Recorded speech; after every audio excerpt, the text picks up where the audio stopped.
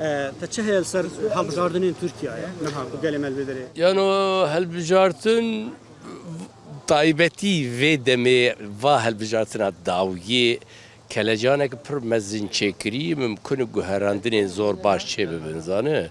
Belki biz yek sale ev hükümeta beri gerek tiş tevlehev kiri, hile kirini, dizi kirini, sehta kirini, xarab kirini, eşişse kurda kirin, Rojavayı Kurdistan'ı, Başuriye Kurdistan'ı pır hakkil millete Kurdci kir bicareke de xwaz kurda qedexe bikin zanı.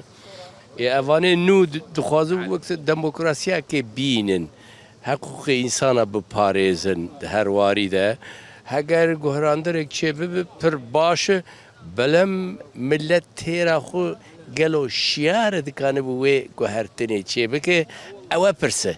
كاك شبان قال لك رحنا السربيه كي تينا قرتن لوكا باكيت داخوازا اكريزيا تركيا ديكا تو سربيه كي تشد بيجي يعني داخوازنا كاتو Yani Cenab-ı Serok ji kek mesûcî gava dinî go mesele her gav bi şerra çareser nabin.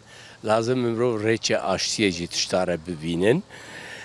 Heger Türk dikevin rêça aştiye û nêzî medibin, em ê jî bibêjin hûn bi xêr hatin rêça aştiye heger baweriyê bidin.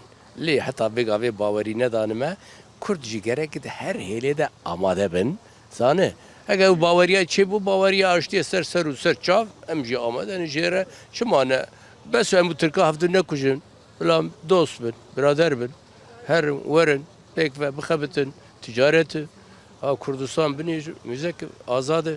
Çendî xweş pêş dike îro. Çi baş dibe. Malwêrê jî 40 milyon Kurd heye, yexê wan tu neyê.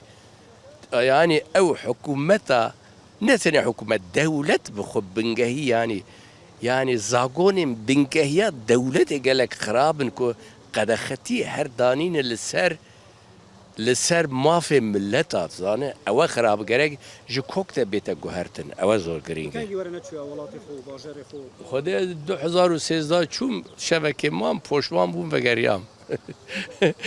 Becarî ya ez îsanekî Kurdistanî me beriya her tiştî. Mêzeke ez ala Kurdî li Kurdeverî dibînim dilê min vedebe. Min 10 stran ser wê alê gotî zanê.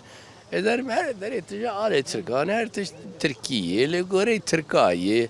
Yani tişkî Kurdî me nedît. Tenê axaftina hene Kurda me Kurdî dît tişkî Kurdî me nedît zanê. Ve mêşand. Ya min got nika bijîm neşên bijîm. Na. Berî wê hew jî guhertin çêbibin gerek.